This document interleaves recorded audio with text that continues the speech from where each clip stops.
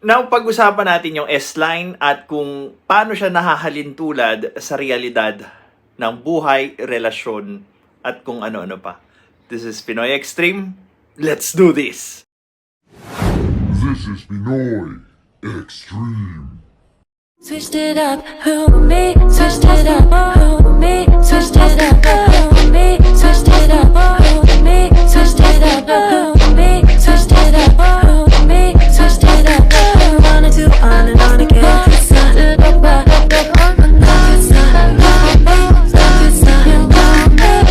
Now, yung S-line, yung kumakatawan sa isa sa mga katotohanan ng kung ano ba talaga ang mga tao.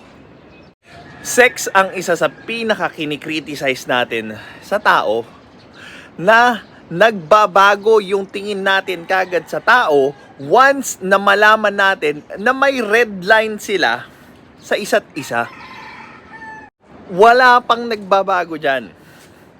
It's the very nature ng tao na pinagchichismisan back nung mga panahon ng lolo at lola natin hanggang ngayon.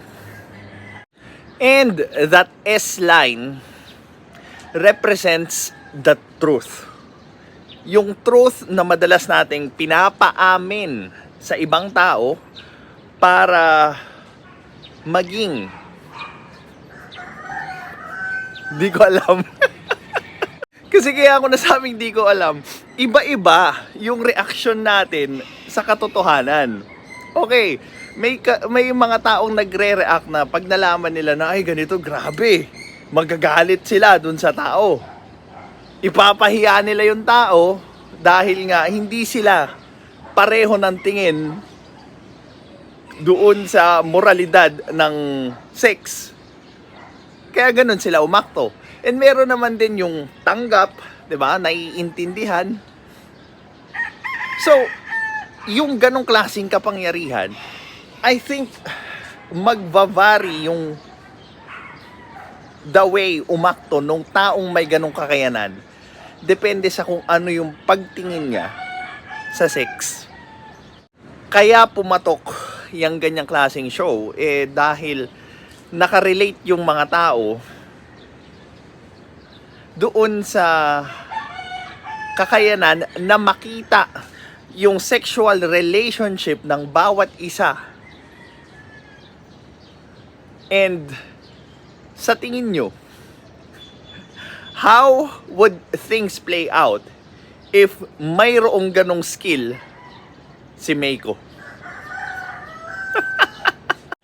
Now, we all claim that we want the truth. But wanting the truth is not enough if you cannot handle, process, and accept the truth. Kasi once na pinagalitan mo yung taong nagsasabi ng totoo, ano sa tingin mo yung gagawin niya? Magsasabi pa ba yan sa'yo? Magtatago na lang yan na magtatago hanggang sa dumating yung punto na mabuking mo. That's always the story of each breakup. Kaya nga siguro wala tayong ganong klaseng kapangyarihan because we are so immature in front of the truth. Andun na yung magiging vindictive tayo, andun na yung kamumuhian natin, yung kapwa natin. Once na malaman natin yung ganong klaseng katotohanan. Masakit tanggapin, pero hindi pa tayo handa para makuha yung katotohanan. Hindi talaga parating maganda yung katotohanan. It is what it is. Very rarely we can do something about it. Pag nandoon na tayo sa harap ng katotohanan, most of the time, all we can do is embrace it and accept it. At once na nilabanan mo yung katotohanan,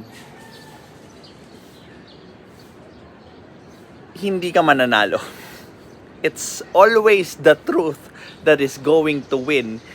Kasi nga, you can try to run away from it, but you can never hide.